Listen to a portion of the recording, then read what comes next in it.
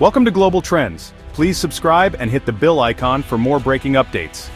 Good morning, I'm GT, and today we're diving into a seismic shift in the American economy. 5 major firms are leaving the United States, sending shockwaves through the business world and raising tough questions about our economic policies. The catalyst? Tariffs from the Trump administration, intended to protect American industries but now driving iconic companies to look elsewhere. These aren't just numbers on a spreadsheet, these are jobs, communities, and the future of American manufacturing at stake.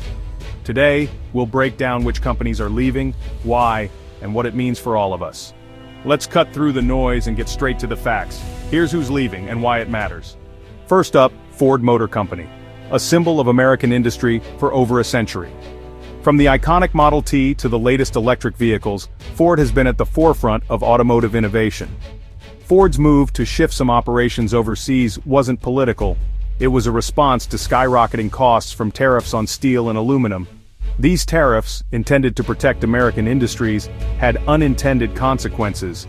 Those tariffs, meant to boost domestic producers, instead drove up prices for everyone, including Ford, which lost about $1 billion in profit.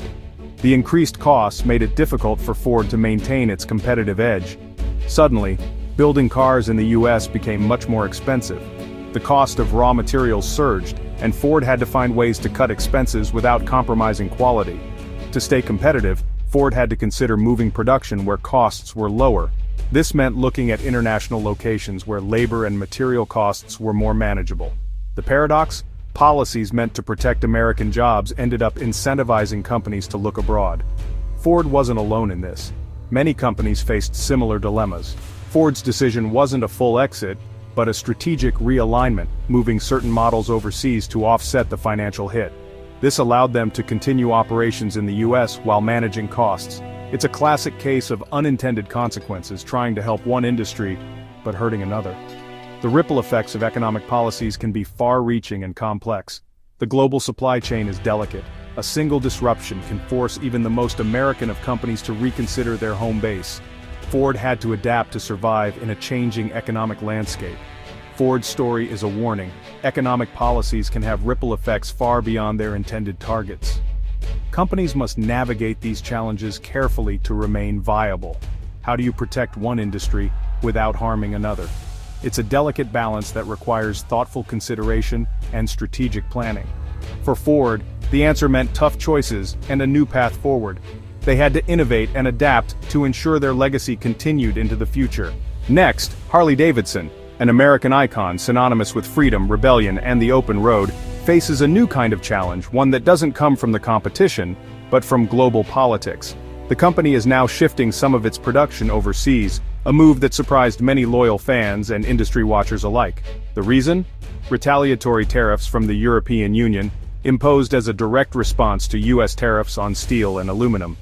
These new taxes made it much more expensive for Harley to sell its bikes in Europe. Practically overnight, the cost of a Harley in Europe soared by thousands of dollars, threatening the company's second biggest market outside the United States. Harley couldn't simply absorb these extra costs, nor could they expect their European customers to pay so much more for the same bike.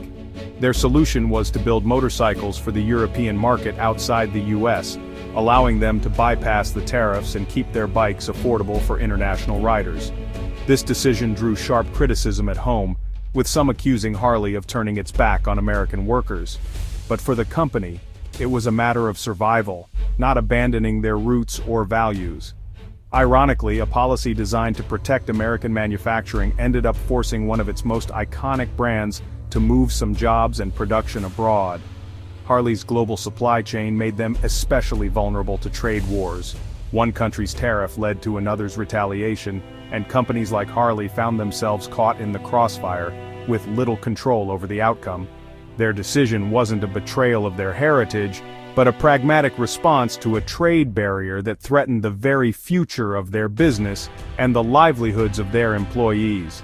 In the end, Harley-Davidson became a symbol of the unintended consequences of economic nationalism, showing how even the most American of brands can be affected by global policy shifts.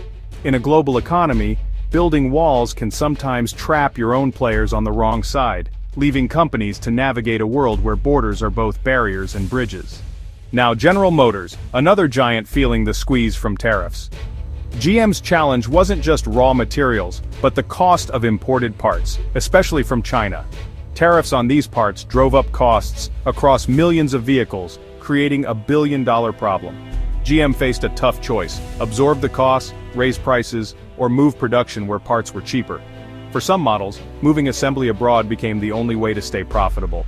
The very policies meant to bring manufacturing back to the US were making it less competitive to build here.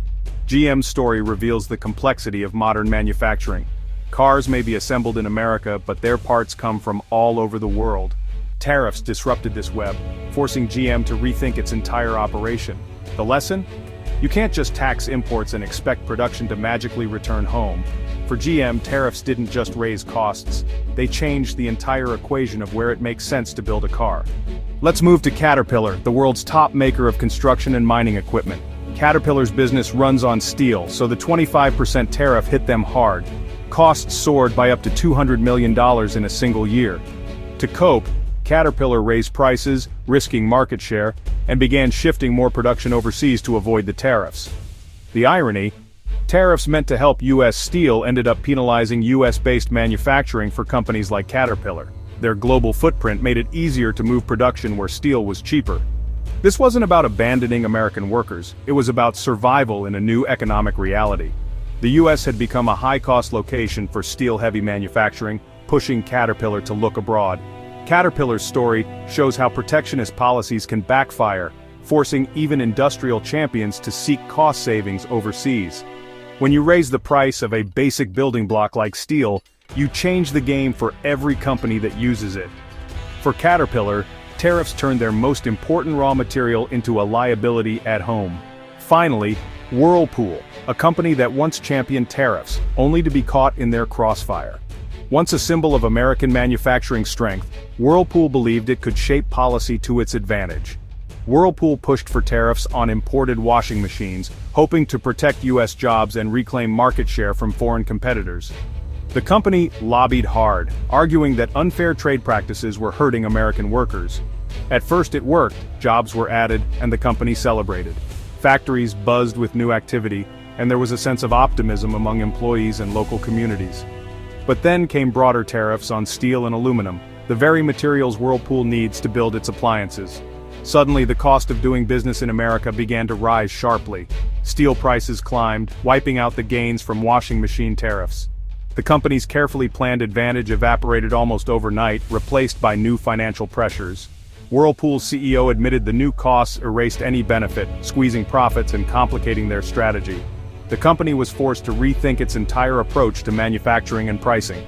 The company faced a dilemma: stay committed to U.S. production or expand abroad to manage rising costs. For many workers, the future suddenly seemed less certain. The very policy meant to help their U.S. factories made them more expensive to operate, putting pressure on jobs and investment at home. Whirlpool had to hedge its bets, strengthening international operations as a buffer against unpredictable U.S. trade policy. The company diversified, investing in plants and partnerships overseas. Their journey is a cautionary tale. Trade policy is a blunt instrument, and protecting one part of a business can expose another to new risks. Even the best intentions can have unintended consequences. For Whirlpool, the quest for a level playing field at home was complicated by policies that raised the cost of playing. In the end, the company learned that navigating global trade is rarely as simple as it seems. So, what have we learned? Tariffs meant to protect American industries have, in many cases, pushed iconic companies to move operations abroad. These stories are a real-time lesson in the complexities of global trade and the unintended consequences of economic policy. The winners and losers aren't always who you expect. Sometimes protecting one industry creates new challenges for others. The big question: are these companies outliers or the start of a larger trend? As long as tariffs and trade tensions persist, more companies may follow. The future of American manufacturing is uncertain. I'm GT. Thanks for watching.